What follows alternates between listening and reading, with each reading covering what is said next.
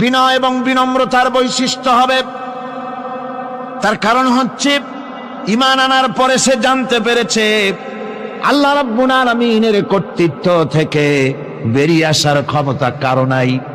অহংকার করে যাব কোথায়, আস্ফালন করে যাব কোথায়? আল্লাহর রাজত্বের বাইরে, আল্লাহর ক্ষমতার বাইরে যাওয়ার ক্ষমতা তো কারোই নাই। সুতরাং অহংকার তার মধ্যে জায়গা পাবে না। আল্লাহ পাক দুনিয়ার সমস্ত মানুষের জিনকে পরিষ্কার করে বলেছেন, ইয়া মাশারাল জিন্নি ওয়াল ইনস ইন ইসতাতাতুম আন তানফুযু মিন আকতারিস সামাওয়াতি ওয়াল আরদ فانفذوا لا تنفذون إلا بسلطان। হে পৃথিবীর মানুষেরা আর জেনেরা, যদি সম্ভব হয় আমার আকাশের নিচের থেকে জমিনের উপর থেকে বেরিয়ে যা। লা তানফু, বেরিয়ে যেতে পারবে না। আমি আকাশ এবং জমিন থেকে যদি সম্ভব করতে পারো বেরিয়ে যা। আর যদি কোনো আকাশ থাকে তার নিচে যা, আর যদি কোনো জমিন থাকে তার উপরে যাও। এমন দেশ যদি পাও যেখানে আমার আলো ছাড়া কোনো আলো আছে, আমার বাতাস ছাড়া কোনো বাতাস আছে, আমার চাঁদ সূর্য ছাড়া কোনো চাঁদ সূর্য আছে, যাও সেখানে। আল্লাহ রাব্বুল আলামিন বলেন নাই এরকম যাওয়ার কোনো উপায় নাই। আমি আল্লাহ রাব্বুল আলামিন আকাশ আর জমিন দিয়ে প্যাকেট করে রেখেছি, আটকায় রেখেছি। আমার রাজত্ব থেকে, আমার ক্ষমতা থেকে, আমার কর্তৃত্ব থেকে বেরিয়ে যাওয়ার ক্ষমতা কোনো মানুষের নাই, কোনো জিনের নাই, কোনো প্রাণীর নাই। সুবহানাল্লাহ বিহামদিহি। মানুষ হচ্ছে অহংকার কিসের হবে? তোমরা হচ্ছ ফকির। আল্লাহ পাক বলছেন ওয়াল্লাহুল গনিয়্যু ওয়া আনতুমুল ফুকারা। আল্লাহ হচ্ছেন গনি। আল্লাহ কি? গনি, বেনিয়াজ, বেপরোয়া। ফাআলুল লিমা ইউরিদ, যা খুশি তাই করে, কারো মুখাপেক্ষী তিনি নন। কোরআনে কারীমে রব্বুল আলামিন বলেছেন, নবী আপনি আমার ব্যাপারে, আমার গুণাবলীর ব্যাপারে বলুন। কুল হুয়াল্লাহ, ও আমার নবী আপনি বলুন আল্লাহ পাক এক এবং একক, তিনি নিরঙ্কুশ, তিনি বেনিয়াজ, তিনি কারো মুখাপেক্ষী নন, তিনি কাউকে জন্ম দেন নাই, তাকেও কেউ জন্ম দেয়নি। আকাশ এবং জমিনে আল্লাহর সমকক্ষ কেউ নাই। তোমরা হচ্ছ ফকির আর আমি আল্লাহ হচ্ছে বেনিয়াজ। লিল্লাহি মা ফিস সামাওয়াতি ওয়া মা ফিল আরদ, আকাশে যা আছে জমিনে যা আছে সব আল্লাহর। সব কার? আল্লাহ পাকের। সুতরাং কিসের অহংকার, কিসের মাতবাড়ি? মানুষ পেছনের কথা ভুলে যায়, মোটেই চিন্তা করে না। একটু আগে যারা ক্ষমতায় ছিল আজকে তারা ক্ষমতা হারা, আজকে যারা ক্ষমতায় এলো তারা আবার ক্ষমতা মসনদে বসে দুনিয়ার সব বিপদ আপদ ভুলে যায়। কি করে আরো বেশি লুটপাট করা যায়, আরো বেশি মানুষকে শোষণ করা যায়, মানুষ এই চিন্তাই করে। অহংকারে, ক্ষমতার দর্পে ফেটে পড়ে, চিন্তা করে না পেছনের কথা। আল্লাহ রাব্বুল আলামিন বলেন, যারা নাকি মুমিন বান্দাদের বিনয় এবং বিনম্রতা তাদের মধ্যে সৃষ্টি হয়ে যাবে, তার কারণ হলো আল্লাহ পাক বলেছেন ওয়ালা তামশি ফিল আরদি মারহান ইন্নাকা লান তাখরিকাল আরদা ওয়া লান তাবলুগাল জিবালা তুলা। ওয়ালা তামশি ফিল আরদি মারহান, আমার জমিনের উপরে অহংকার করে পা ফেলো না। তুমি কি পারবে অহংকার করে আমার জমিনটাকে ফাটাই দিতে? কি বলেন, পারা যাবে? অহংকার করে জমিনের উপরে লাথি মারেন জোরে, জমিন ফাটবে? ফাটবে না, আপনার পা ছিঁড়ে যাবে। আপনি কি পারবেন অহংকার করে পাহাড়ের উচ্চতা লাফ দিয়ে ছাড়াই যেতে পারবেন? তাও পারবেন না।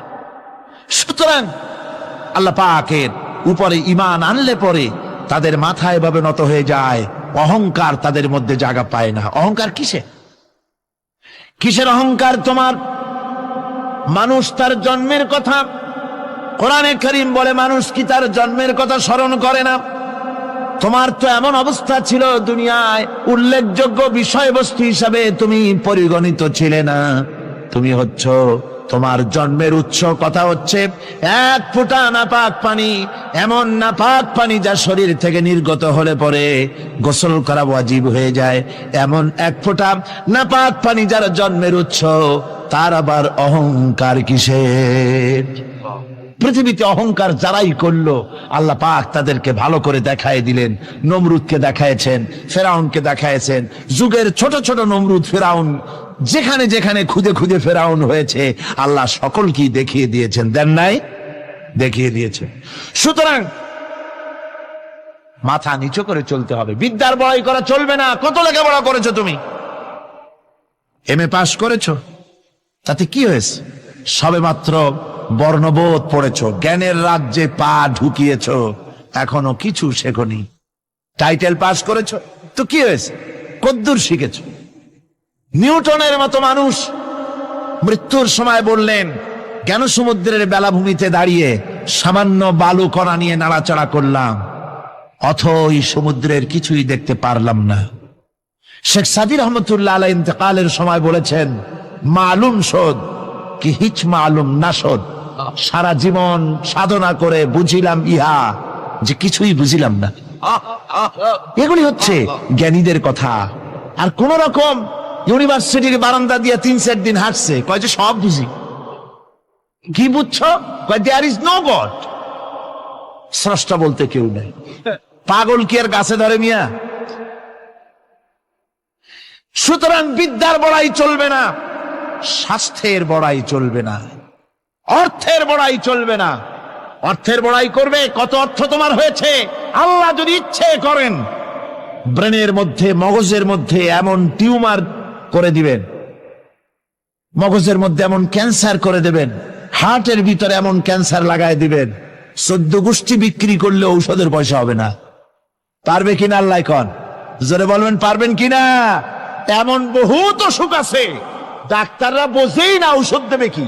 হযরত ইউনূস আলাইহিস সালাম মাছে তারে গিলে ফেলে দিল, হতাশায় তিনি হার্ট ফেল করেন নাই। মাছের পেটের মধ্যে যদি কেউ চলে যায়, বেরিয়ে যাওয়ার জন্য কোনো ব্যাকডোর আছে নাকি কন? পালাবার কোন রাস্তা আছে? মাছের পেটের জানালা দরজা আছে কিছু? কিছুই নেই।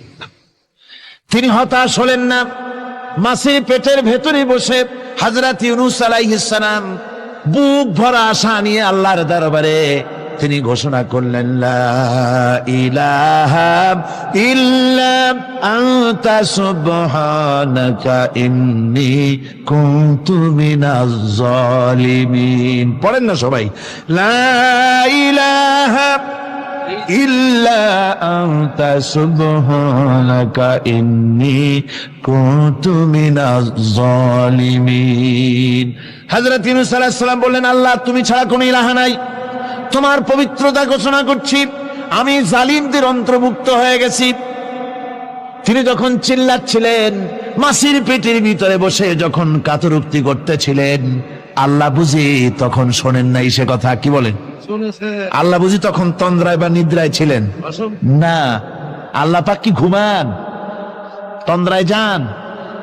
লা তাখুযুহু সিনাতুন ওয়ালা নাওম। আল্লাহ রাব্বুল আলামিন বলেন, কোন তন্দ্রা বা নিদ্রা আল্লাহ রাব্বুল আলামিনকে স্পর্শ করে না। হযরত ইউনূস আলাইহিস সালাম যখন মাছের পেটের ভিতরে বসে চিৎকার মারলেন, আল্লাহ পাক বলেন, ইউনূস রে, তোমার ওই ডাক কেউ শোনে নাই, দুনিয়ার কোন রাজা বাদশাহ শোনে নাই, দুনিয়ার কোন বন্ধু বান্ধব তোমার শোনে নাই, কিন্তু আমি তোমার আরশের মালিক, আমি রব্বুল আলামিন শুনেছি। শুধু শুনি নাই, সঙ্গে সঙ্গে জবাব দিয়ে দিয়েছি। ফাস্তাজাবনা লাহু ওয়া নাজ্জাইনাহু মিনাল গাম্মি। পড়েন, ফাস্তাজাবনা লাহু ওয়া নাজ্জাইনাহু মিনাল গাম্মি ওয়া কাযালিকা নুজিল মুমিনিন। আল্লাহ পাক বলেন, আমি জবাব দিলাম। মাছের পেটের ভিতরে বেদনা শুরু হয়ে গেল। মাছ আর তলদেশে শুয়ে থাকতে পারলো না, সাঁতরাতে পারলো না, মাছ ভেসে উঠলো উপরে। পেটের যন্ত্রণায় মাছ কিনারায় চলে এসে বমি করে দিতে পারলে যেন বাঁচি, এই অবস্থা মাছের হলো। কিনারায় চলে এলো, বমি করে ইউনূস আলাইহিস সালামকে ফেলে দিল। মাছও বাঁচলো, ইউনূস আলাইহিস সালামও বাঁচলো। আল্লাহ রাব্বুল আলামিন বলেন, মুমিনেরা শোনো, শুধু ইউনূসকে নয়, ওয়া কাযালিকা নুজিল মুমিনিন, এইভাবে করে মুমিন বান্দারা যদি আমাকে ডাকে, আমার কাছে যদি হাত ফাইলায়, আমি আল্লাহ রব্বুল আলামিন মুমিনদের এভাবে বিপদ মুক্ত করে দেই। আল্লাহ পাক বিপদ মুক্ত করে দেন। ওমান ইয়াত্তাকিল্লাহা ইয়াজআল লাহু মাখরাজা, আল্লাহকে যে ভয় করে আল্লাহ তার জন্য রাস্তা খুলে দেন। জোরে কোন সুবহানাল্লাহ। আল্লাহ পাক বলেন, বান্দা যখন আমাকে ডাকে, আমি বান্দার একদম নিকটে, তার ঘাড়ের চাইতেও নিকটে। ওয়া নাহানু আকরাবু ইলাইহি মিন হাবলিল ওয়ারিদ, আমি আমার বান্দার সারা যে রগের উপরে তার মাথা, এর থেকেও আমি আমার বান্দার বেশি নিকটে। সুবহানাল্লাহ পড়ে। আমি তোমার কাছে, আমার কাছে মাপ চাও, যত বড় গুনাহ হোক। ওয়া ক্বালা রাব্বুকুম উদউনি আস্তাজিব লাকুম, তোমার প্রভু তোমাকে ডেকে বলেছে আমাকে ডাকো, আমি মাফ করে দেবো। সুবহানাল্লাহ। কত বড় কথা, আমাকে ডাকো, নিরাশ হয়েও না, হতাশ হয়েও না। আল্লাহর গজব বেশি না রহমত বেশি? আল্লাহর রহমত বেশি। হাদিসে কুদসির ভিতরে এসেছে, আল্লাহ পাক বলেছেন, কোন বান্দা যদি আমার দিকে এক বিগত অগ্রসর হয়, আমার রহমত তার দিকে এক হাত এগিয়ে যায়। কোন বান্দা যদি আমার দিকে হেঁটে আসে, আমার রহমত তার দিকে দৌড়ে যায়। বান্দা যখন আল্লাহর দরবারে দুহাত উঁচু করে চোখের পানি ফেলে দেয়, মুসলিম শরীফের হাদিসের ভিতরে এসেছে, গভীর রাত্রে, রাতের তৃতীয় অংশে আল্লাহ রাব্বুল আলামিন প্রথম আকাশে আসেন আর ডেকে বলেন, পৃথিবীতে আছো নাকি কেউ গুনাহ করে জীবন বরবাদ করে দিয়েছো, আমার কাছে মাপ চাও। ঋণগ্রস্ত আছো, অসুস্থ আছো, অপমানিত আছো, কে আছো মাজলুম, আমাকে ডাকো, আমার কাছে বলো, আমি ডাকে সাড়া দেব, জীবনের আশা পূরণ করে দেব। ওই সময় যেই সমস্ত লোকেরা কাঁদে তাহাজ্জুদের নামাজ পড়ে, আল্লাহ জিজ্ঞেস করেন ফেরেশতারা, অমুক অমুক দেশ অমুক অমুক বান্দারা কাঁদে কেন? ফেরেশতারা বলে, রব্বুল আলামিন তুমি তো ভালো করে জানো। আল্লাহ বলেন, জানি, তবুও তোমাদের মুখে শুনতে চাই। তারা বলে, রব্বুল আলামিন তোমার এই বান্দা গুনাহ করেছি, গুনার জন্য মাফ চায়, জাহান্নাম থেকে বাঁচতে চায়। আল্লাহ পাক বলেন, ফেরেশতারা আমার এই বান্দারা আমারে দেখেছে নাকি? বলে দেখে নাই। বলে আমার দোজখ দেখেছে নাকি? বলে না, তাও দেখে নাই। আমার বেহেশত দেখেছে নাকি? বলে না, তাও দেখে নাই। আল্লাহ পাক বলেন, ফেরেশতারা সাক্ষী থাকো, ওরা আমাকে দেখে নাই, আমার বেহেশত দোজখ কিছুই দেখে নাই, শুধুমাত্র আমার নবীর কথা, আমার কোরআনের কথা বিশ্বাস করে আরামের ঘুমকে হারাম করে যেভাবে তারা কাঁদতেছে, সাক্ষী থেকে যাও ফেরেশতারা, আমার রহমতের দরিয়ায় জোশ মেরেছে, আমার ওই ক্রন্দনরত বান্দাগুলিকে আমি আল্লাহ মাফ করে দিলাম। সুতরাং মুমিন বান্দা যারা, আল্লাহর মুমিন বান্দা যারা, এই ইমানের কোয়ালিটি, এটাও হতাশায় নিরাশায় ভেঙে পড়বে না। গুনাহ তো মানুষই করে, গুনাহ হয়ে গেছে, মাপ চাও। তোমার গুনাহ কদ্দুর? তোমার গুনাহ যদি হয় পাহাড় সমান, আল্লাহর রহমত আকাশ সমান। জাহান্নামের কঠিন শাস্তি থেকে বাঁচতে হলে আল্লাহর প্রতি ঈমান আনতে হবে। আর ঈমান আনলে যে কোয়ালিটি গুলি হওয়া উচিত, সেগুলি আমি আপনাদের সামনে আলোচনা করছি। এরপর আরেকটি কোয়ালিটি হবে মুমিনের, তা হলো কঠোর কঠিন বিপদে অবিচল থাকবে, বিপদে ভেঙে পড়বে না। বিপদ আপদ, শত্রুতা, ক্ষয় ক্ষতি যা কিছু হয় সবই আল্লাহর পক্ষ থেকে, এটা মেনে নিতে হবে এবং ধৈর্য ধারণ করতে হবে। বিপদ মুসিবত শুধু উম্মতের জন্য নয়, দুনিয়ার সমস্ত নবীদের বিপদ এসেছে, হয় নাই? নবীদের বিপদ আসে নাই? কোরআনে কারীম থেকে শুনুন, আল্লাহ রাব্বুল আলামিন বলেন, ওয়াকাযালিকা জাআলনা লিকুল্লি নাবিয়্যিন আদুওয়াম মিনাল মুজরিমিন। আল্লাহ পাক বলেন, এমনি করে আমি সকল নবীদের শত্রু বানিয়ে দিয়েছি, সব পাপিষ্ঠ আর অপরাধ প্রবণ লোকদেরকে। প্রত্যেক যুগে নবীদের শত্রু ছিল, প্রত্যেক যুগে নবীদের কি ছিল? শত্রু ছিল। সে শত্রু কারা ছিল? আল্লাহ পাক বলছেন, নবীদের শত্রু ছিল পাপিষ্ঠ আর অপরাধ প্রবণ লোক এরাই ছিল নবীদের দুশমন। রাসূলগণের অবস্থা যদি এই হয়, তাহলে তার উম্মত, ওই দিনের ধারক বাহক যারা, তাদের বুঝি বিপদ আপদ হবে না নাকি? হবে কিনা? তো ইসলামের বিরোধিতা যারা করে, কোরআনের পরিভাষায় বলা হয়েছে ইসলামের দুশমন, নবীদের দুশমন।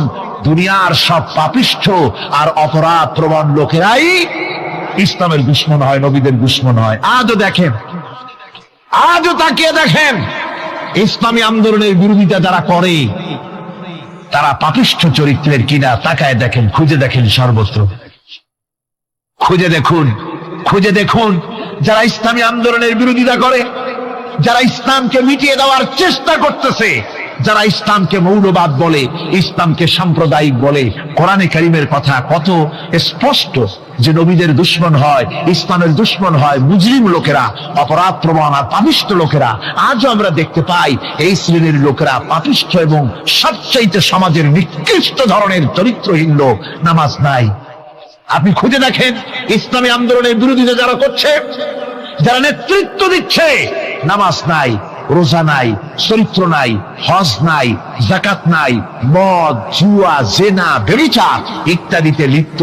চেহারা দেখলে ছেলেপেলেরা 2 গ্লাস পানি খায় ভরসটে। কথা ঠিক কিনা কয়? এই হলো অবস্থা। মারে কেন?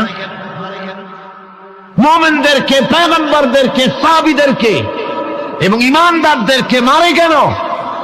তার কারণ হচ্ছে আল্লাহ রাব্বুল আলামিন বলেছেন, ওয়া মা নাকামু মিনহুম ইল্লা আইয়ুমিনু বিল্লাহিল আজিজিল হামিদ। কাফিররা ঈমানদার লোকদেরকে অন্য কোন অপরাধী নির্যাতন চালায় না, নির্যাতন চালায় শুধু এই কারণে যেহেতু মুমিন লোকেরা পরাক্রমশালী, আল্লাহ রাব্বুল আলামিনের দ্বীনকে কায়েম করতে চায়, তার উপরে ঈমান এনেছে, এই কারণেই তারা মারে। ঠিক কিনা কর? যুগে যুগে নবীদের উপরে, সাহাবীদের উপরে যে অত্যাচার হয়েছে, সেই অত্যাচার এই কারণেই হয়েছে, অন্য কোনো কারণে নয়। এই কঠিন বিপদে অবিচলতা এবং ধৈর্যের দৃষ্টান্ত নবীগণ পেশ করেছেন পৃথিবীর বুকে। আমরা দেখেছি ইব্রাহিম আলাইহিস সালামকে আগুনে ফালানো হয়েছে, আছে না কোরআন শরীফে? আমি কিন্তু গল্প করতেছি না, সব কোরআনের কথা। কিসের কথা? ইব্রাহিম আলাইহিস সালামকে আগুনে ফালানো হচ্ছে। অপরাধ কি? অপরাধ হচ্ছে হযরত ইব্রাহিম আলাইহিস সালাম দাওয়াত দিয়েছেন, লা ইলাহা ইল্লাল্লাহ। জোরে পড়েন, লা ইলাহা ইল্লাল্লাহ, লা ইলাহা, লা ইলাহা ইল্লাল্লাহ মুহাম্মাদুর রাসূলুল্লাহ। হযরত ইব্রাহিম আলাইহিস সালাম দ্বীনের দাওয়াত দিয়েছেন, এক আল্লাহর দাওয়াত দিয়েছেন, ঈমানের দাওয়াত দিয়েছেন। আর কোন অপরাধ ছিল না। নমরুদ সহ্য করতে পারলো না। কোরআনে কারীমের মধ্যে সব কথাগুলি আল্লাহ পাক এই জন্য বিধৃত করেছেন, এই জন্য কোরআনে কারীমের মধ্যে সব কথা উঠায় দিয়েছেন, যাতে করে মুমিনেরা বিপদ আসলে পরে যেন ঘাবড়ে না যায়। ইব্রাহিম আলাইহিস সালামকে আগুনে ফালানো হচ্ছে।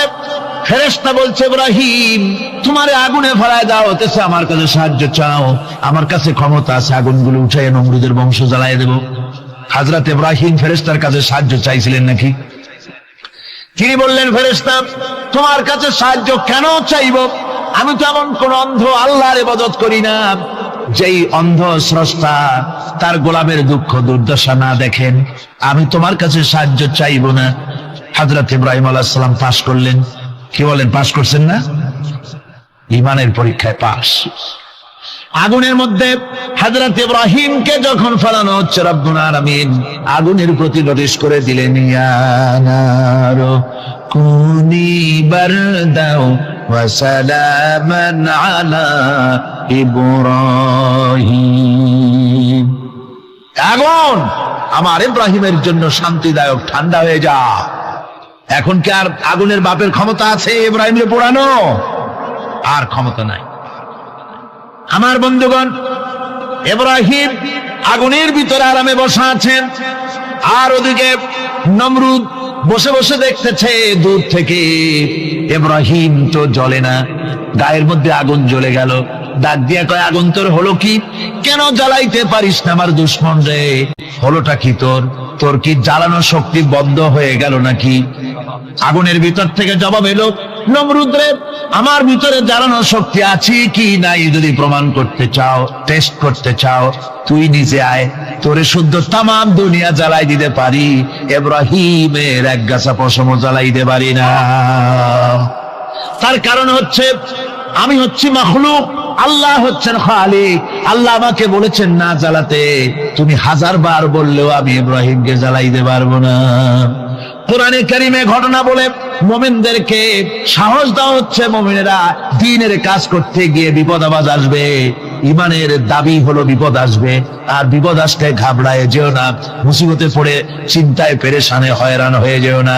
বিশ্বকবি আল্লামা ইকবাল কি সুন্দর করে বলেছেন, আজ ভি হো জু বিরাহিম কা ইমা पैदा आग कर सकती है एक अंदाज गुलिस्तां पैदा। ইব্রাহিমের ইমান যদি আজিও কোথাও হয় বিদ্যমান, করতে পারেন অগ্নিকুণ্ডে খুবসুরত এক গুলিস্তান। আজও যদি আগুনের ভিতরে কোন নমরুদ কোন ইব্রাহিমকে যদি ফেলে দেয়, আল্লাহ রাব্বুল আলামিন আজও আগুনকে ফুলের বাগান বানায়া দিবেন। সুবহানাল্লাহ। ভয় পাওয়ার কারণ নাই, চিন্তা করার কোনো কারণ নাই। আমার বন্ধুগণ, হযরতে হুদ আলাইহিস সালামকে যখন সমাজের লোকেরা, রাষ্ট্রের লোকেরা ঘিরে ফেলে দিল, সমাজ শক্তি, রাষ্ট্র শক্তি যখন তাকে ঘিরে ফেলে দিল, ষড়যন্ত্রের পাহাড় তুলে দিল, তারে মেরে ফেলে দিবে, হযরত হুদ দেশ থেকে তা পালায় গেলেন না, ভয় পেলেন না।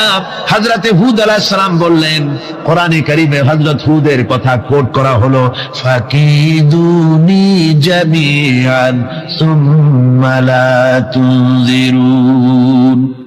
সম্মিলিতভাবে ষড়যন্ত্র করো আমার বিরুদ্ধে, সবাই মিলে ষড়যন্ত্র করো, সুম্মা লা তুনজিরুন, আর আমাকে এতটুকু অবকাশ তোমরা দিও না।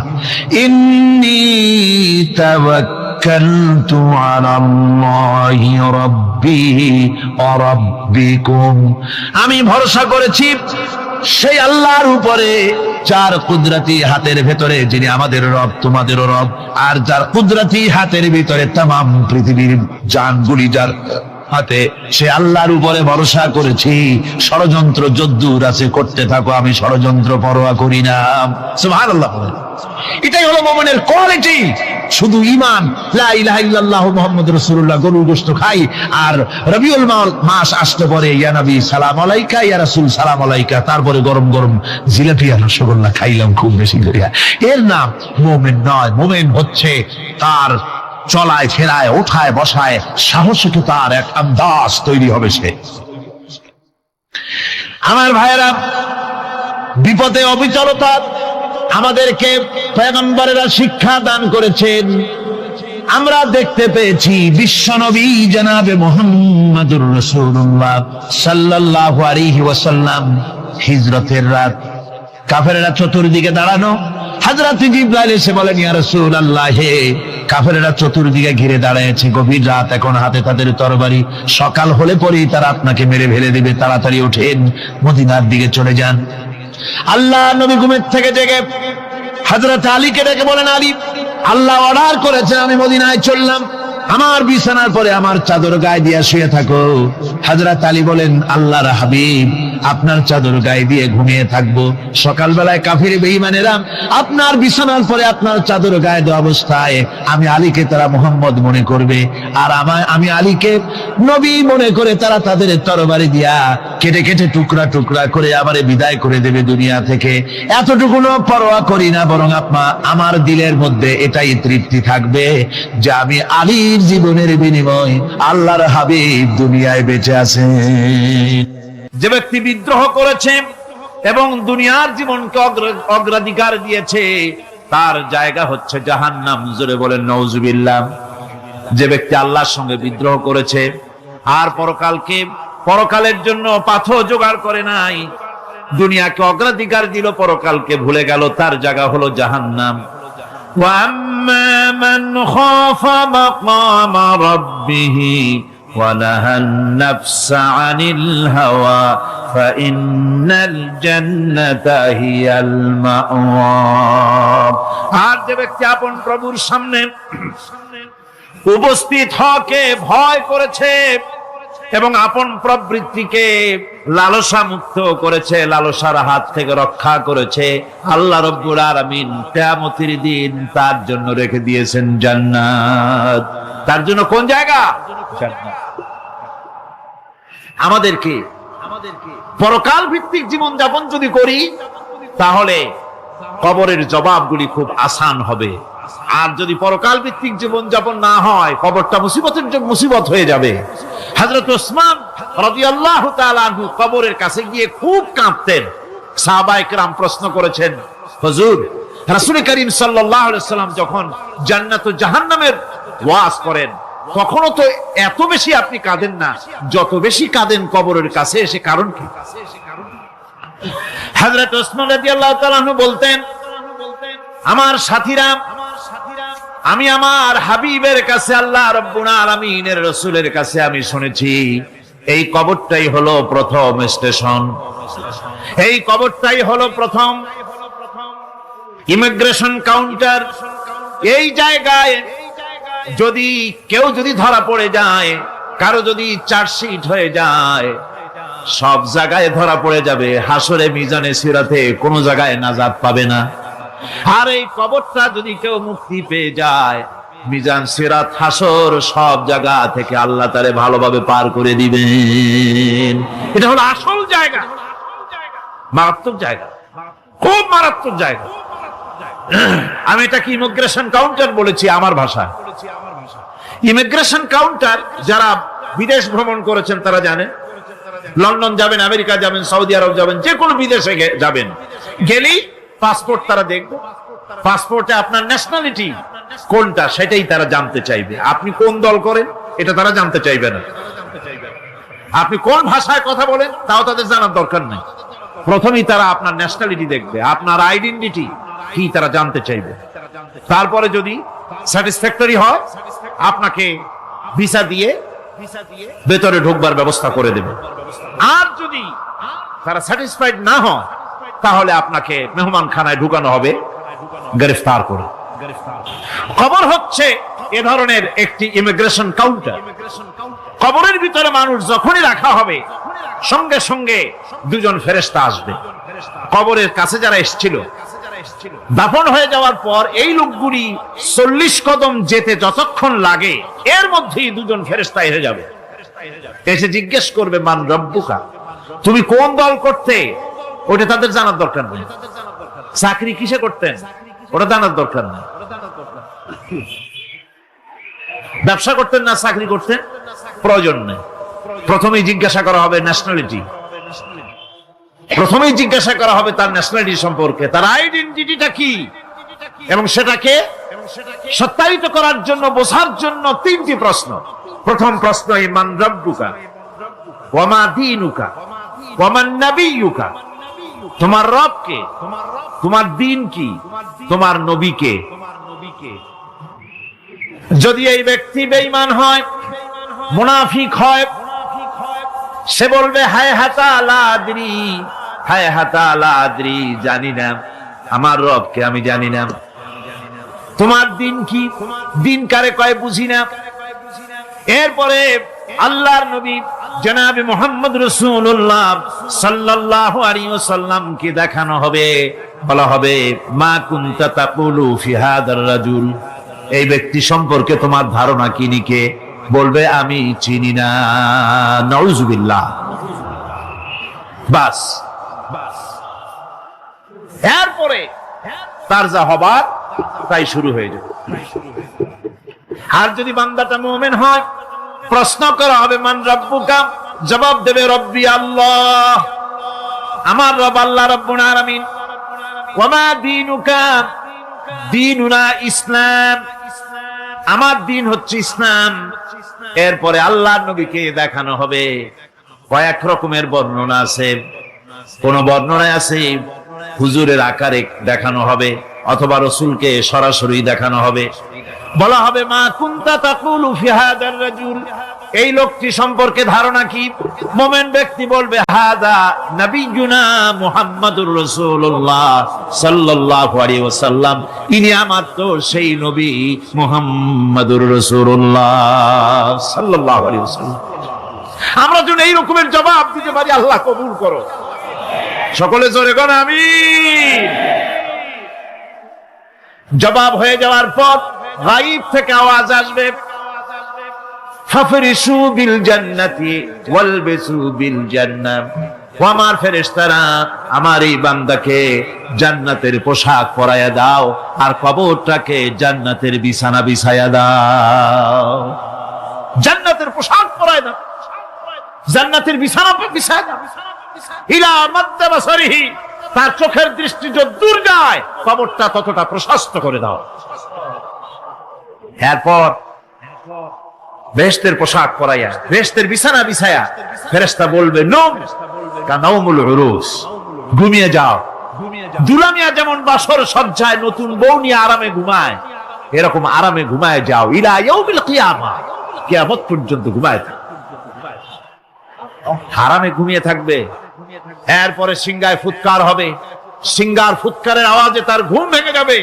বলবে ইয়া ওয়াইলানা মান বা'থানা মিন মারকাদিনা, হায় আফসোস, আমার এত আরামের ঘুম থেকে কে আমাকে জাগ্রত করলো, আমার ঘুমটারে নষ্ট করলো কে?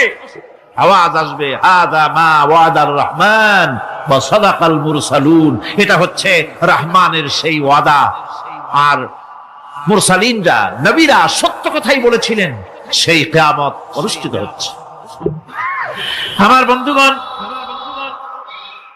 সেজন্য এই দুনিয়ার মোহে পড়ে থাকলে পরে দুনিয়ায় যারা অগ্রাধিকার দিবে দুনিয়াকে পরকালের তুলনায়, জবাব দিতে পারবে না কবরের ভিতরে গিয়া। আর যারা পরকালকে অগ্রাধিকার দিবে, দুনিয়ার চাইতে পরকালকে বেশি অগ্রাধিকার দেবে আর আল্লাহর ভয় কলিজার ভিতরে রাখবে, কবরের জবাব সঠিকভাবে দিতে পারবে, কিয়ামতের দিন আল্লাহ রাব্বুল আলামিন তাদের জন্য জান্নাত দান করবেন। জোরে বলেন আমিন। দুনিয়াটা হচ্ছে দুনিয়া যেখানে আমরা আছি। আমি আগেই বলেছি দুনিয়া হচ্ছে আদনা শব্দ থেকে এর উৎপত্তি হয়েছে, তুচ্ছ নিকৃষ্ট, এটার দাম নাই, এটার মূল্য নাই। হযরত ইবনে কাইয়িম রাহিমাহুল্লাহ নওয়ারাল্লাহু মারকাদাহু ওয়া জাআলাল জান্নাতা মাথওয়াহু, হযরত ইবনে কাইয়িম তিনি বলছেন, সুন্দর করে বলছেন দুনিয়া সম্পর্কে, মা মাদা ফিদ দুনিয়া আহলামুন ওয়া মা বাকিয়া মিনহা আমানি ওয়াল ওয়াক্তু বাইনাহুমা দাইউন। মা মাদা ফিদ দুনিয়া আহলামুন, জীবনের যে অংশ ফেলে এসেছি সেটা আজ একটা স্বপ্ন। ওয়া মা বাকিয়া মিনহা আমানি, আর জীবনের যে অংশ সামনে বাকি আছে সেটা এখন একটা আকাঙ্ক্ষা। ওয়াল ওয়াক্তু বাইনাহুমা দাইউন, আর এর মাঝখান থেকে সময় সব চলে যাচ্ছে। কত বড় কথা চিন্তা করেছেন? জীবনের যে অংশ ফেলে এসেছি তা আজকে স্বপ্ন, তা আজ কি বলেন? স্বপ্ন। আর সামনে যা আছে সেটা আকাঙ্ক্ষা, আর মাঝখান থেকে সময় সব চলে যাচ্ছে। এরপরে তিনি বলছেন ওয়ামান ইয়াসহাবিদ দুনিয়া ইয়াকুন মিসলা কাবিদিন আলাল মাই খালাতুহু ফুরুজুল আসাবিঈ। দুনিয়াদারের অবস্থা হচ্ছে এই, কেউ যদি দুই হাতে পানি খামসায় ধরে, দুই হাতে কি ধরছে বলেন? দুই হাতে পানি খামসায় ধরেছে, খুব মজবুত করে ধরেছে, 2 মুঠ পানি। বলেন থাকবে কতটুকু? কতটুকু থাকবে? 1 ফোঁটাও থাকবে না, কারণ তার আঙ্গুলের ফাঁক তার সাথে খেয়ানত করবে, আঙ্গুলের ফাঁক দিয়া পানিগুলি সব বেরিয়ে চলে যাবে। সুতরাং দুনিয়া যারা চায় তারা ঠিক পানি খামসায় ধরলে পানি যেমন হাতের ভেতর থেকে খেয়ানত করে চলে যায়, যারা দুনিয়া চায় দুনিয়াও তাদেরকে এভাবে ফাঁকি দিয়ে চলে যায়। তবুও দুনিয়ার মায়া মানুষের এত বেশি। আল্লাহর নবী বলেন লাউ কানা লি ইবনি আদামা ওয়াদিন মিন যাহাবিন লাহাব্বা ইয়াকুনা লাহু সানিন এই পৃথিবীতে যদি কাউকে একটা মাঠ ভরে যদি সোনা দেওয়া যায়, লোকটা বলবে রব্বুল আলামিন, আমি যদি আরেকটা মাঠ এরকম সোনা ভরা পেতাম। দ্বিতীয় আরেকটা মাঠ দেওয়া হলে আবার বলবে যদি তৃতীয় আরেকটা মাঠ সোনা ভরে যদি পেতাম। নবীজি বলেন, ওয়ালা ইয়ামলাউ জাওফু ইবনু আদামা ইল্লা তুরাব। মানুষের পেট 3.5 হাত মাটি ছাড়া, কবরের মাটি ছাড়া মানুষের পেট ভরবে না। আরো চাই, আরো চাই, চাওয়ার কোনো শেষ নাই। মানুষ এভাবে করে দুনিয়ার মহব্বতে এমনি পাগল হয়ে যায়, শুধু দুনিয়ার মহব্বত, পরকালকে বেমালুম ভুলে যায়। আমি কিন্তু এই কথা বুঝাতে চাই নাই যে পরকালের মহব্বতে, পরকালের ভয়তে বা পরকালের জন্য দুনিয়া আপনি বাজার ঘাট, বেচা কিনা, ব্যবসা বাণিজ্য সবকিছু ভুলে যান না, তা নয়। ভুল বোঝার কোনো কারণ নাই। পরকালকে অগ্রাধিকার দিতে হবে, মানে দুনিয়াটা চিরস্থায়ী জায়গা নয়। চিরস্থায়ী হচ্ছে কোনটা? আখিরাত। চিল্লা এখন কোনটা? সুতরাং এখানে যা করতে হবে, আখিরাতে জবাবদিহিমূলক জীবন যাপন করতে হবে। আপনি ব্যবসা করবেন, ওজনে কম দিতে পারবেন না। আপনি খাদ্যে ভেজাল দিতে পারবেন না, চুরি করতে পারবেন না, ডাকাতি করতে পারবেন না, জেনা করতে পারবেন না, বদমাশি করতে পারবেন না, মদ খেতে পারবেন না, সন্ত্রাসী হতে পারবেন না, হাইজ্যাকার হতে পারবেন না, চাঁদাবাজ হতে পারবেন না, মুনাফাখোর হতে পারবেন না, আপনি চোরা কারবারি হতে পারবেন না, ঘুষখোর হতে পারবেন না, সুদখোর হতে পারবেন না। এই সব কাজ পরকালকে বিশ্বাস করলেই এ সমস্ত কাজ থেকে মানুষ বিরত থাকতে পারে। কথা ঠিক কিনা? এটাই হচ্ছে। সুতরাং এই পৃথিবী থাকবে না, এটা কি চিরকাল থাকবে না? এর একটা পরিসমাপ্তি ঘটবে। যেমন করে সারা বছর লেখাপড়া করার পর কলেজে, বিশ্ববিদ্যালয়, মাদ্রাসায়, হাই স্কুলে, সব জায়গায় সারা বছর লেখাপড়া করার পর যেমন পরীক্ষা দেওয়ার একটা দিন আসে, সারা বছর ব্যবসা করার পর হিসাব নিকাশ করার যেমন একটা সময় আসে, সারা মাস চাকরি করার পর বেতন পাওয়ার যেমন একটা দিন আসে, সারা জীবন চাকরি করার পর পেনশন পাওয়ার যেমন একটা সময় আসে, অনুরূপ ভাবে এই দুনিয়া যেদিন শেষ হয়ে যাবে, আল্লাহ নির্ধারিত সময় শেষ হয়ে যাওয়ার পর একটা সময় আসবে যখন আল্লাহ রব্বুল আলামিন সব শেষ করে দিবেন, লন্ডভন্ড হয়ে যাবে, কিছু থাকবে না। কোরআনে কারিমে আল্লাহ সব বলেছেন, কোরআনে সব আল্লাহ বলে দিয়েছেন। আল্লাহ পাক বলেন এই পৃথিবীর সব কেমন ভাবে ধ্বংস হবে তার চিত্র আল্লাহ পাক কোরআনে কারিমে তুলে ধরেছেন। ইযাস সামাউ ফাতারাত ওয়া ইযাল কাওয়াকিবু তাসারাত ওয়া ইযাল বিহারু ফুজ্জিরাত ওয়া ইযাল কুবুরু বু'সিরাত। যখন আকাশসমূহ দীর্ণ বিদীর্ণ হয়ে যাবে, তারকাগুলি বিক্ষিপ্ত হয়ে ছিটকে পড়বে, আর সমুদ্রগুলি উচ্ছ্বসিত হয়ে পড়বে, কবরগুলি সব তার ভেতরে যা আছে উদ্গীরণ করে দেবে, তারকাগুলি স্থিমিত হয়ে যাবে। এরপরে সমস্ত আকাশগুলি কিতাবের পৃষ্ঠার মতো একটার পরে একটা ঠাস ঠাস করে পড়তে থাকবে, চূর্ণ বিচূর্ণ হয়ে ভেঙে চুরে একাকার হয়ে যাবে। পাহাড়গুলিকে উড়িয়ে দেওয়া হবে, চন্দ্র এবং সূর্য একাকার হয়ে যাবে। আল্লাহ রাব্বুল আলামিন বলেন ফাইদা বারিকাল বাসার ওয়া খাসাফাল কমার ওয়া জুমিআশ শামসু ওয়াল কমার। চক্ষু যখন বিস্ফারিত হয়ে যাবে, চাঁদ যখন তার আলো হারিয়ে ফেলবে, সূর্য যখন তার আলো হারিয়ে ফেলবে, চাঁদ আর সূর্য সব একাকার হয়ে যাবে, সেই সময়ের অবস্থাটা কি চিন্তা করো। মানুষ হয়রান হয়ে দৌড়াদৌড়ি করবে। ওয়াহুমিলাতিল আরদু ওয়াল জিবালু ফাদুক্কাতা দাক্কাতান ওয়াহিদা। জমিন এবং পাহাড়গুলির মধ্যে আল্লাহ রাব্বুল আলামিন সংঘর্ষ বাঁধিয়ে দিবেন, পাহাড়গুলি ভেঙে চুরে টুকরা টুকরা হয়ে যাবে। পাহাড়গুলি উঁচু করে জমিনের উপরে আছাড় মেরে আল্লাহ রাব্বুল আলামিন ভেঙে চুরে চুরমার করে দিবেন। সুবহানাল্লাহ। ওয়া তাকুনুল জিবালু কালইনিল মানফুস। পাহাড়গুলো পেঁজা ধোনা তুলার মতো করে উড়িয়ে দেওয়া হবে, পাহাড় উড়ে যাবে। সুবহানাল্লাহ। পাহাড় পাথরের তৈরি করা পাহাড়, এই পাহাড়গুলি তুলার মতো হয়ে উঠবে কিভাবে? আমি এই দৃশ্য নিজের চোখে কিছুটা হলেও দেখছি। আজ থেকে 10 দিন আগে আমি ইতালি সফর করে এসেছি। ইতালির রাজধানী রোম। রোম প্রাচীন সভ্যতার লালন ভূমি। কোরআনে কারিমে সূরায়ে রোম রয়েছে। এই রোম সেই রোম। এখানের বাদশার কাছে রাসূল করিম সাল্লাল্লাহু আলাইহি ওয়াসাল্লাম হেরাক্লিয়াসের কাছে চিঠি পাঠিয়েছিলেন। সেই রোম। 12 থেকে 15,000-এর মতো বাংলাদেশি মুসলমান সেখানে আছে। জুমার দিন, যেদিন আমি গেলাম তার পরের দিনই জুমা ছিল। জুমার নামাজ পড়লাম ভ্যাটিকানের কাছেই বিশাল মসজিদ, ইউরোপের ভিতরে সবচাইতে বড় মসজিদ এটা। রোম ইসলামের দুশমনদের রাজধানী। সেইখানে যখন আযান হচ্ছে আশহাদু আন্না মুহাম্মাদার রাসূলুল্লাহ, আমার অনুভূতির কথা আপনাদেরকে বোঝাতে পারবো না, কি অনুভূতির সৃষ্টি হয়েছে আমার ভেতরে। ভ্যাটিকানের পোপ এক পাশে, কিছু দূরেই ভ্যাটিকান। ওটা হচ্ছে গোটা পৃথিবীর সমস্ত খ্রিস্টানদের কাবা, ভ্যাটিকান।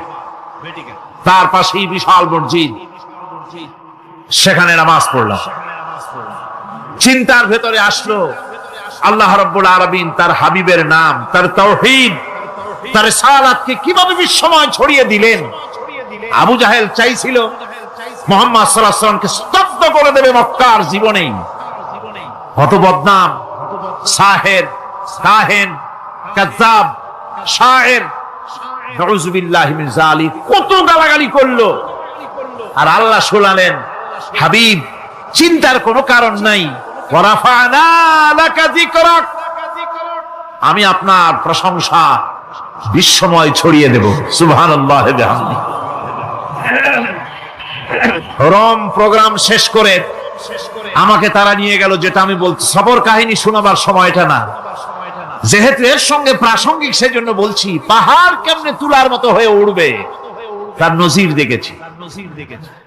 রোম শহর থেকে 300 মাইল দূরে, 300 কিলোমিটার দূরে নেপোলিয়ান বোনাপার্ট তার বাড়ি, এবং ওটা তার নামে একটা প্রভিন্স। ভূমধ্য সাগরের পারে ভিসুভিয়াস, পৃথিবীর সবচাইতে বড় আগ্নেয়গিরি। সেটা দেখাতে নিয়ে যাওয়া হলো আমাকে। যে পাহাড়টা পৃথিবীর মাটি থেকে তার চূড়া হচ্ছে 3 মাইল উঁচু। এর 2 মাইল গাড়িতে করে ঘুরে ঘুরে যাওয়া যায়, এরপর আর গাড়িতে যাওয়া যায় না, বাকিটুকুন যেতে হবে হেঁটে হেঁটে। পাহাড়ের উপরে অক্সিজেন কম, বেশ কষ্ট হচ্ছিল উঠতে। জীবনে প্রথম পাহাড়ে চড়েছি, জাবালে নূর, রাসূল করিম সাল্লাল্লাহু আলাইহি সাল্লামের উপরে যেখানে ওহী হয়েছিল সর্বপ্রথম। পাহাড় চড়ার একটা অভিজ্ঞতা ওখান থেকে আমার কিছুটা হয়েছিল। খুব কষ্ট হলো বাকি 1 মাইল উঠতে। যখন ভিসুভিয়াসের একদম শীর্ষে চলে গেছি, সেখানে গিয়ে আমার সাথে 15-20 জন লোক ছিল। আমি নিজেই আল্লাহু আকবার বলে আমার গলা থেকে আওয়াজ বেরিয়ে গেল। আমি দেখতে পেলাম ভিসুভিয়াসের শীর্ষে বিশাল গর্ত। আমার মনে হয় গর্তটা এই মাঠের 1/4 হবে। এই মাঠের 1/4 হবে গর্তটা। সেই গর্তটার গভীরতা হচ্ছে 1.5 কিলোমিটার। এইখান থেকে পাথরগুলি উত্থিত হয়েছে, আগ্নেয়গিরি। পাথর আগুনে গলে লাভা হয়ে এগুলি পাহাড় বেয়ে উপচে পড়েছে, চতুর্দিকে 12 মাইল ছড়িয়ে গিয়েছে। আমার মনে পড়লো ওয়াকুদুহান নাস ওয়াল হিজারা, জাহান্নামের আগুনের ইন্ধন হবে মানুষ আর পাথর। আমি সেখানে সেজদায় পড়ে গিয়া কান্নাম আর বললাম, আল্লাহ জাহান্নামের আগুন হারাম করে দিও আমাদের জন্য। পাথর কিভাবে গললো, গলে পাথরগুলি গলে পুড়ে চতুর্দিকে পড়েছে আর ছিটকেছে, চতুর্দিকে ছিটকে পড়েছে। সেই পাথরগুলি ছিটকে ছিটকে যেগুলি পুড়ে পড়েছে সেগুলিকে দূরে সাদা রঙের বলে মনে হয়, কোনোটা সাদা কোনোটা কালো, মনে হয় যেন তুলার মতো হয়ে পড়ে আছে চতুর্দিকে। 1944 সনে তৃতীয়বারের মতো ভিসুবিয়ার্সি অগ্নিগিরি যে অগ্নি উৎপাত করে তাতে আশেপাশের 12 মাইল এলাকা এফেক্টেড হয়ে যায়। পাথরগুলি গলে এভাবে বিধ্বস্ত করে দিয়েছে। এখান থেকে এখানে জোহরের নামাজ, আসরের নামাজ আমরা পড়লাম, আল্লাহর কাছে খুব দোয়া করলাম।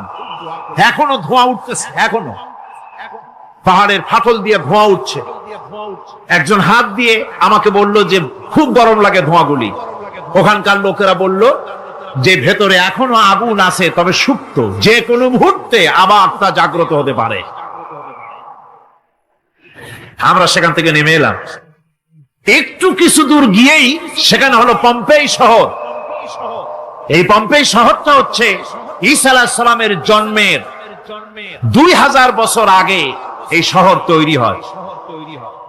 ঈসা আলাইহিস সালামের জন্মের 179 বছর পর ভূমিকম্প হয়। সেই ভূমিকম্পে গোটা পম্পেই শহরটা পৃথিবীর মানুষের চোখের আড়াল হয়ে যায়, ধ্বংস হয়ে যায়, মাটির তলায় গরক হয়ে যায়। আজ থেকে 200 বছর আগে মাটি খনন করতে গিয়ে এই শহর আবিষ্কৃত হয়। পুরা শহরটা খুঁড়ে তারা বের করেছে। 180 হেক্টর জমিনের উপরে এই বিশাল শহর। ঘুরে ঘুরে দেখলাম, গাড়ি চলে না সেখানে, পায়ে হেঁটে দেখতে হলো। প্রশস্ত রাস্তা।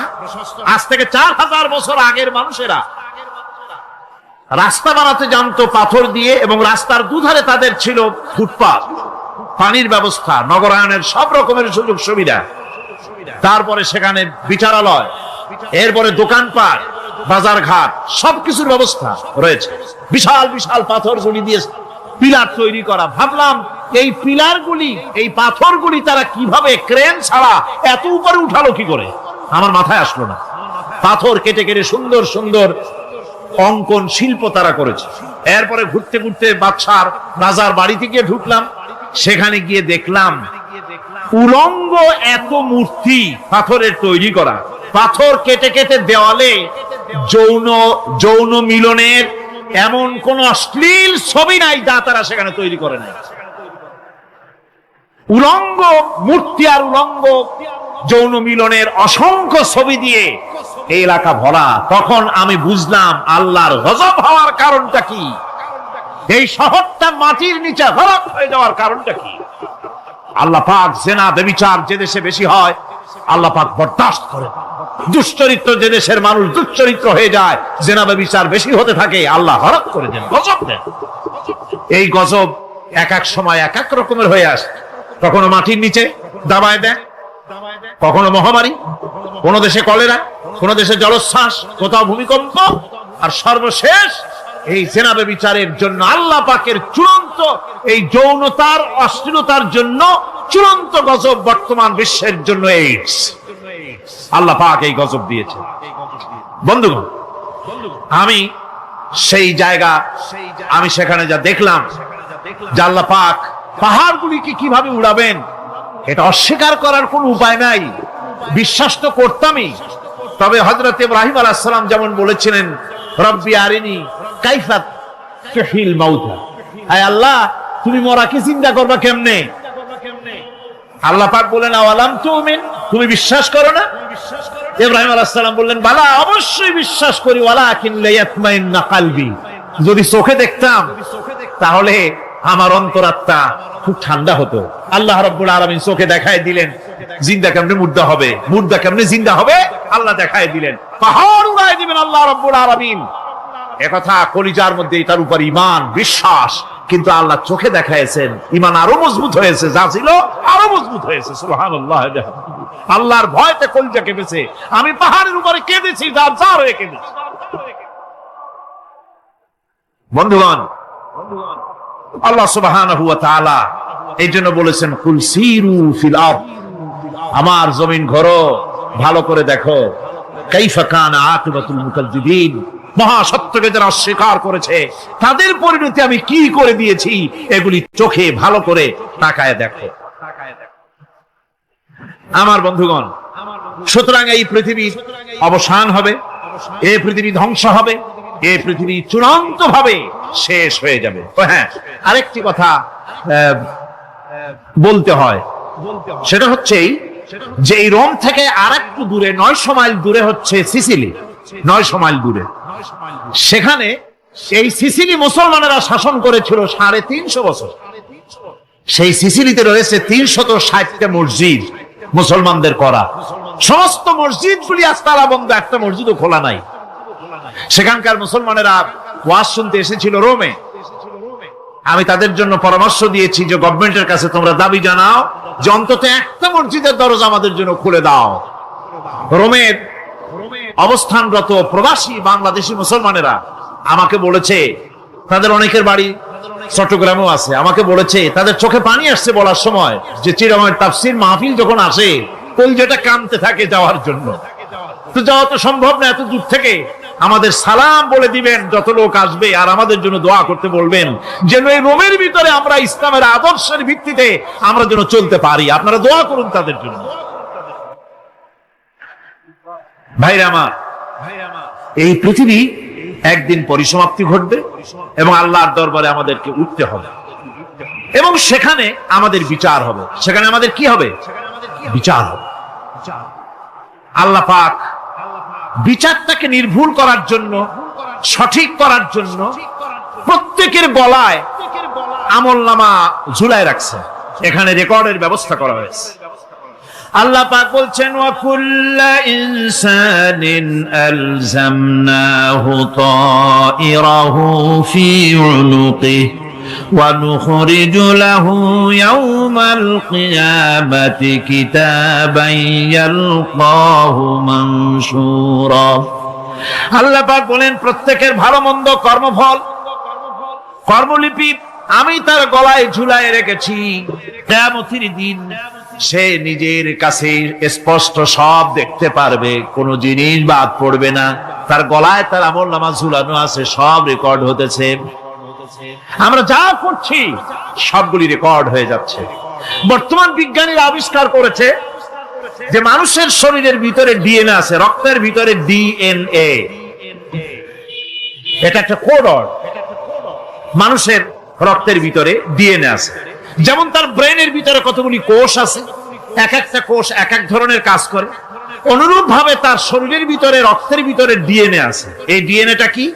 এই ডিএনএটা হচ্ছে, এই ডিএনএ একটা কম্পিউটারের মতো কাজ করতেছে। লোকটা কি করবে, কোথায় যাবে, সে ভালো হবে মন্দ হবে কি হবে, সব তার ডিএনএ এর মধ্যে রেকর্ডকৃত আছে। এটা বোঝার জন্য একটা সুন্দর দৃষ্টান্ত দেওয়া যায়। যেমন এই কাগজটাকে আপনারা মনে করুন একটা গাড়ির ব্লুপ্রিন্ট, একটা গাড়ির ব্লুপ্রিন্ট। এখানে লেখা আছে গাড়ি কিভাবে তৈরি হবে। এই কাগজটা নিয়ে ঘরের মধ্যে রেখে দিলেন। এখন এই কাগজটা থেকেই অটোমেটিক গাড়ির উইন্ডো তৈরি হলো, শিল তৈরি হলো, গাড়ির বডি তৈরি হলো, চেসিস তৈরি হলো, টায়ার তৈরি হলো, ইঞ্জিন তৈরি হলো, ব্যাটারি তৈরি হলো, পেট্রোল নিল, আর কোন রকমের ড্রাইভার ছাড়াই গাড়ি চলতে আরম্ভ করলো। এই কথাটা যদি মনের মাথার মধ্যে আনতে পারেন যে এটা কিভাবে হইতে পারে, এতে লেখা অনুযায়ী যেভাবে হওয়া যদি সম্ভব হয়, অনুরূপ ভাবে মানুষের রক্তের ভিতরে ডিএনএ এর আবিষ্কার করেছে। এর ভিতরে মানুষের ভালো মন্দ, কোথায় যাবে কি করবে, সবকিছু এর মধ্যে রয়েছে। কোরআনে কারীমে আল্লাহ রাব্বুল আলামিন, আমি গত বছরও বলছিলাম যে বিজ্ঞানের আবিষ্কার যত বাড়বে কোরআন বোঝা মানুষের জন্য তত সহজ হবে। কোন সুবহানাল্লাহ। কোরআন বোঝা মানুষের জন্য তত সহজ হবে। সুতরাং মানুষের গলার সাথে আল্লাহ পাক বলছেন যে একটা আমলনামা আমি ঝুলাই দিয়েছি তার গলার সাথে। সে যা করতেছে ওখানে সব লিপিবদ্ধ হচ্ছে, কম্পিউটারাইজড, কম্পিউটারের মতো এগুলি সব গ্রহণ করতেছে। এগুলি কিয়ামতের দিন তার সামনে হাজির করা হবে। কিয়ামতে যখন আমলনামা তার সামনে দিয়ে বলা হবে, ইকরা কিতাবাকা কাফা বিনাফসিকাল ইয়াওমা আলাইকা হাসিবা। তাকে বলা হবে নিজের কর্মলিপি নিজেই পড়ো, আজ তুমি তোমার নিজের হিসাব নিতে যথেষ্ট। বন্ধুগণ, এই মাহফিলে যত লোক আমরা বসে আছি, আমরা আমাদের হিসাব নিতে যথেষ্ট না আরেকজন লাগবে? কোন আমরা যথেষ্ট কিনা? কথা বোঝেন নাই? আমি বলতে চেয়েছি এটা, আমরা যদি এখন চোখ বুঝে চিন্তা করি যে পিছনের জীবনে কি করেছি, মনে পড়বে নাকি পড়বে না? বলেন সবাই, পড়বে কি পড়বে না? ছোটবেলায় কবে পায়ের নিচে কাঁটা ফুটেছিল, কবে কোথায় আছাড় খেয়েছিলেন, কবে কার বেল, তাল, আম, কাঁচা আম চুরি করে খেতে গিয়ে কিল খেয়েছিলেন, তারা খেয়েছিলেন, তাকে এখন মনে নাই? আছে। তাহলে কিল, ওই তাল বেল চুরি করতে গিয়ে যে কিলটা খাইছিলেন সেটাও মনে আছে, ভালো মন্দ সব মনে আছে। তাহলে কোন হোটেলের রুমে কি করছিলেন, কোন স্কুলে কোন কলেজে কি করছিলেন, তারপরে জীবনে ছোট বড় ঘটনাগুলি সব বুঝতে মনে পড়বে না? এবার হিসাব করেন, মনে যদি পড়ে এবার হিসাব করেন আপনি জান্নাতি না জাহান্নামী। আপনি আপনার নিজের হিসাব নেওয়ার জন্য যথেষ্ট। তাকে হিসাব করতে বলা হবে, তোমার হিসাব, তোমার নিজের হিসাব নেওয়ার জন্য তুমি যথেষ্ট, তোমার হিসাব তুমি নিজেই করো, এটা পড়ো। আর সেই কিয়ামতের দিন কোন সাহায্যকারী মিলবে না। লান তানফাকুম আরহামুকুম ওয়ালা আওলাদুকুম ইয়াউমাল কিয়ামাহ। লান তানফাকুম, কিয়ামতের দিন কোনো ফায়দা হবে না, অবশ্যই কোনো ফায়দা হবে না, কোনো উপকারে আসবে না। কিয়ামতের দিন তোমার সন্তান, তোমার স্ত্রী, তোমার মাল, তোমার সম্পদ কোন উপকারে আসবে না। কিয়ামতের ময়দানে সেদিন সব তোমার সাথে বিচ্ছেদ করবে, সব পালায় যাবে। সেখানে উৎকোষেরও কোনো কারবার নাই যে ঘুষ টুস দিয়া, ফেরেশতাদের কোন রকম বুঝবাজ দিয়া, আলাদা কোনো চোরাগলি পথ দিয়া একেবারে ফুট করে ভেস্তে চলে যাবেন, এমন কোনো সুযোগ নাই। অনেকে বলে, হুজুর এমন কিছু দোয়া শিখায় দেন যাতে ওই সব জেহাদ, বোমা এগুলি খুব ভয় পাই, ওসব রাস্তা টাস্তা না, খুব সহজে কিছু দোয়া দুরূদ করিয়া আস্তে করে জান্নাতে চলে যাওয়া যায়, এরকম একটা দোয়া, এরকম একটা পথ বলে দেন। আমি বলি, ভাই এরকমের কোন চোরাগলি আমার রাসূল আবিষ্কার করতে পারেন নাই। আল্লাহর পয়গম্বরের ওই ধরনের কোন পথ আবিষ্কার করতে পারেন নাই। সেখানে কিয়ামতের দিন কাউকে উৎকোষ গ্রহণ করার কেউ নাই, উৎকোষ দেওয়া যাবে না। আর উৎকোষ দিবি না কি, আপনার কাছে কিছু নাইও, থাকলেও নেওয়ার কেউ নাই। এই দুনিয়ায় ফাঁকিবাজি করে বহুত কিছু করা যায়, কিন্তু কিয়ামতের মাঠে এগুলি কিছুই চলবে না। আল-ইয়াওমা লা ইয়ানফা'ু মালুন ওয়ালা বানুন। কিয়ামতের দিন ধন, সন্তান, সন্ততি আর সম্পদ কোনো কাজে লাগবে না। সেদিন শুধু আমল যদি ভালো হয় কাজে লাগবে, আমল খারাপ হবে সব শেষ হয়ে যাবে। আল্লাহ রাব্বুল আলামিন নবীজিকে ডেকে বলেছেন, নবী আপনি বলেন, কুল মা কুনতু বিদআম মিনার রাসূল, আপনি বলুন আমি কোন নতুন রাসূল নই, আমার আগে অনেক নবী রাসূল পৃথিবীতে এসেছেন, তারা বিদায় হয়ে গেছেন। আমি জানি না কিয়ামতের দিন আল্লাহ রাব্বুল আলামিন আমার সাথে কি ব্যবহার করবেন, আর আমি এও জানি না যে কিয়ামতের দিন আল্লাহ পাক তোমাদের সাথে কি ব্যবহার করবেন। এই আয়াত নাযিল হওয়ার পর আল্লাহর হাবিব তার মেয়েকে ডাকলেন, জামাইকে ডাকলেন, নাতিদেরকে ডাকলেন, আহলে বাইতদেরকে ডাকলেন, আর বললেন, ও আমার মেয়ে, কলিজার টুকরা ফাতেমা গো, শোনো, কেবলমাত্র আয়াত নাযিল হয়ে গেল, আল্লাহ পাক আমাকে শুনাইছেন, কিয়ামতের দিন আমি জানি না আমার সঙ্গে কি ব্যবহার করা হবে, আর এও জানি না যে তোমাদের সাথে কি ব্যবহার করা হবে।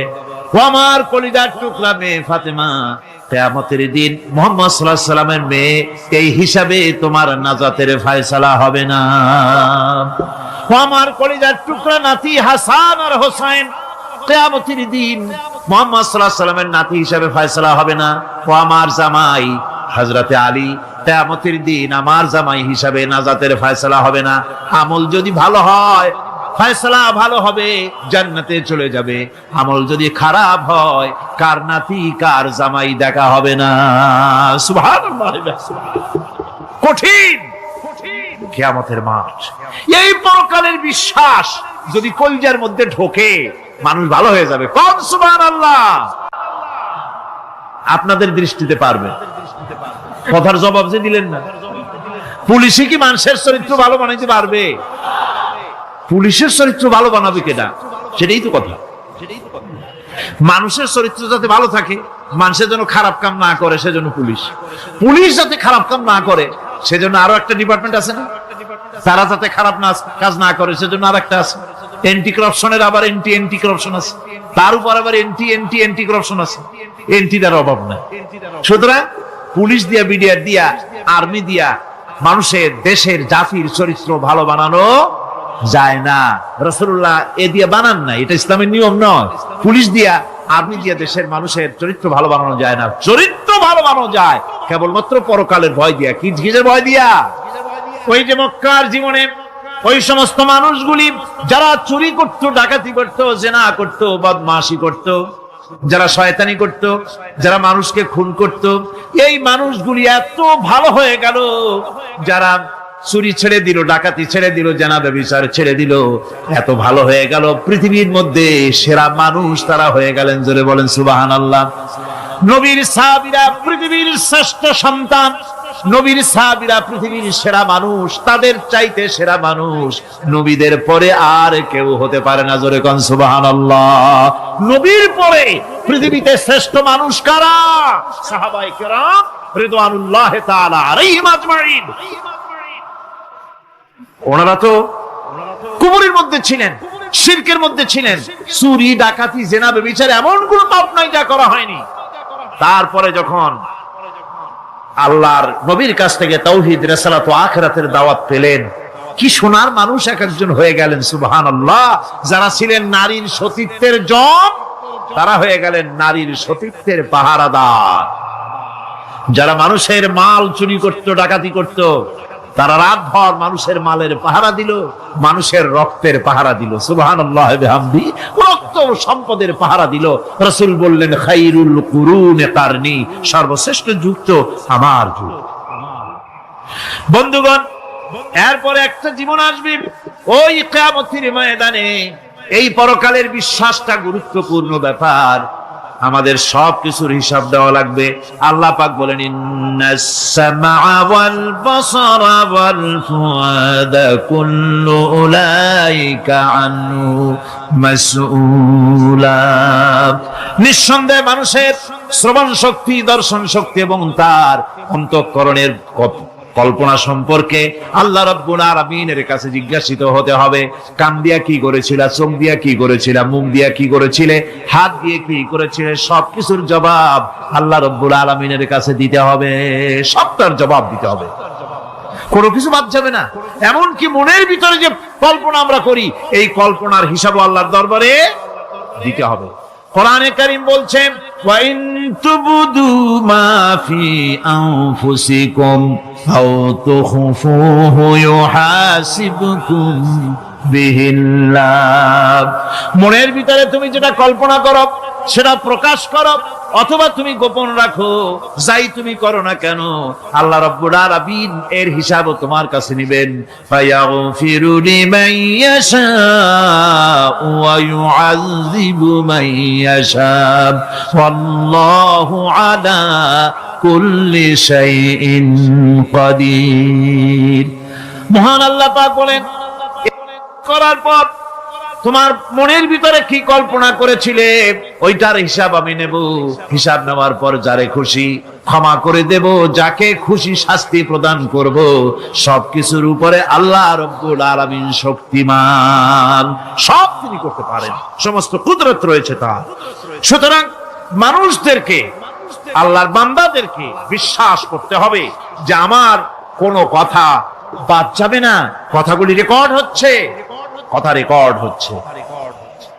আমি যে ওয়াজ করতেছি, এই কথাগুলি রেকর্ড হচ্ছে নাকি হচ্ছে না? অনেক টেপ রেকর্ডার রেকর্ড হচ্ছে, অডিও ভিডিও হচ্ছে। আজ থেকে 50 বছর পর যদি এই রেকর্ড বাজানো হয়, আমাকে যদি বলা হয় যে আপনি অমুক জায়গায় অমুক কথা বলেছেন, আমি যদি বলি না আমি কথা বলি নাই, তারপরে যদি রেকর্ড বাজানো হয়, তাহলে আমি কথা যে বলি নাই যদি বলি, তাহলে এটা ধরা পড়বে না? সেখানে ধরা পড়বে না? তাহলে এই মানুষের কথা প্লাস্টিকের ফিতায় রেকর্ড করে 50 বছর, 100 বছর, 200 বছর, 500 বছর যদি প্লাস্টিকের ফিতায় এটাকে চলচ্চিত্র করে অথবা টেপ রেকর্ডারে করে যদি ধরে রাখা যায়। এই বুদ্ধিটা কে দিলেন কন্ত দেখি? সবাই কন্যা এই বুদ্ধিটা দিলেন কে? যে আল্লাহ রাব্বুল আলামিন মানুষের মাথায় বুদ্ধি দিলেন, যার দ্বারা সে মানুষের কথাবার্তা অ্যাক্টিভিটি সব ধরে রাখতে পারে। সে আল্লাহ রাব্বুল আলামিন বুঝি আপনার আমার কথা এবং আপনার আমার অ্যাক্টিভিটিস কে তিনি বুঝি ধরে রাখতে পারবেন না কিয়ামত পর্যন্ত? পারবেন কিনা? সেজন্য রব্বুল আলামিন বলেন, মা ইয়ালফিযু মিন কাওলিন ইল্লা লাদাইহি রাকিবুন আতীদ। সমস্ত কথা রেকর্ড হচ্ছে। সুবহানাল্লাহ কোন জোরে! সমস্ত কথা রেকর্ড হচ্ছে, একটা কথাও বাদ যাবে না। মুখ আছে বলেই কথা বলবেন তা না, হিসাব করে কথা বলতে হবে। গীবত গাওয়া যাবে না, মিথ্যা কথা বলা যাবে না, মিথ্যা ওয়াদা করা যাবে না। মিথ্যা ওয়াদার তো মৌসুম এসে গেছে। কি কোন বোঝেন কথা? হ্যাঁ, মিথ্যা ওয়াদার মৌসুম এসে গেছে। এখন মৌসুমে বাহার, মিথ্যা বলার। কত সুন্দর সুন্দর ওয়াদা, সোনা দিয়া রাস্তা বানায় দেবো। অভুক্ত মানুষদের বলা হয় না খেয়ে মরবেন না, কিন্তু কি খেয়ে মরবে তাও কয়। আমরা যদি যাইতে পারি তাহলে মটকির মতো রসগোল্লা বানাই, গরুর গাড়ির চাকার মতো জিলাপি বানাই, খাইতে গিয়ে হা করে চিত হয়ে থাকি। কত রঙিন রঙিন কথা। মিথ্যা ওয়াদার সময় ভাইরা আমার, পরকাল যদি বিশ্বাস করে সেই ব্যক্তি কিছুতেই মুখ আছে বলেই যা খুশি বলবে না, পরনিন্দা করবে না, পরচর্চা করবে না, হাত আছে বলেই যা তা লিখবে না। ঘটনা হইল একটা, লিখলো আর একটা। কলম একটা আছে বলেই যা খুশি তা লেখা যায় না, মুখ আছে বলেই যা খুশি তা বলা যায় না, চোখ আছে বলেই যা খুশি তা দেখা যায় না।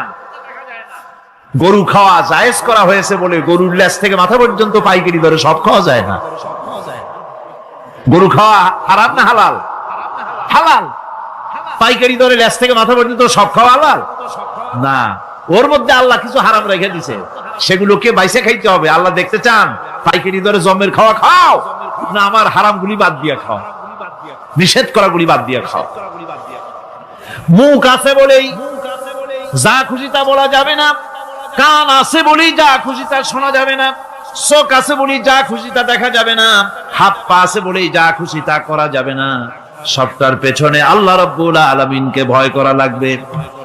মহান আল্লাহ রাব্বুল আলামিন বলে, বান্দারে তোমার সমস্ত কার্যাবলী এমনকি তোমার চাহনিটা পর্যন্ত কার দিকে কি নিয়তে তাকায়ছো কেউ জানে না, আমি আল্লাহ রাব্বুল আলামিন জানি। وَيَعْلَمُ خَائِنَةَ الْأَعْيُنِ وَمَا تُخْفِي الصُّدُورُ। তোমার অন্তঃকরণ কি জিনিস গোপন করে আর তোমার চক্ষু কি লুকোচুরি খেলে আমি টের পাই। সুবহানাল্লাহ বিহামদি। চশমার ফাঁক দিয়া কি দেখো, কারে দেখো, কি নজরে দেখো, সানগ্লাস পরিয়া কেউ ঠিক পায় না, আমি ঠিক পাই। সুবহানাল্লাহ, জোরে কোন সুবহানাল্লাহ। সুতরাং চোখের নজরের হিসাব হবে, হাতের কাজের হিসাব হবে, পায়ের চলার হিসাব হবে, আপনার বলার হিসাব হবে, মুখে যা বলেছেন, যা করেছেন, হাত পাও দিয়ে যা করেছেন সবকিছুর হিসাব হবে কিয়ামতের দিন। আল্লাহর দরবারে সবকিছু উপস্থিত হবে, কোন জিনিস বাদ পড়বে না। فَمَن يَعْمَلْ مِثْقَالَ ذَرَّةٍ خَيْرًا يَرَهُ وَمَن يَعْمَلْ مِثْقَالَ ذَرَّةٍ شَرًّا يَرَهُ। ছোট্ট একটা ভালো কাজ যদি করো তাও হাজির করা হবে সামান্যতম ভালো কাজও তোমার বাদ পড়বে না, আর ক্ষুদ্রতম কোন খারাপ কাজ করলে তাও উপস্থিত করা হবে সব তোমার সামনে, কোন জিনিস বাদ পড়বে না, সব দেখতে পাবে কিয়ামতের দিন। ভালো কাজটাও আর খারাপ কাজটাও আল্লাহর কাছে সেদিন আল্লাহ পাক মানুষের সামনে উপস্থিত করে দিবেন। আল্লাহ পাক বলছেন সেদিন এই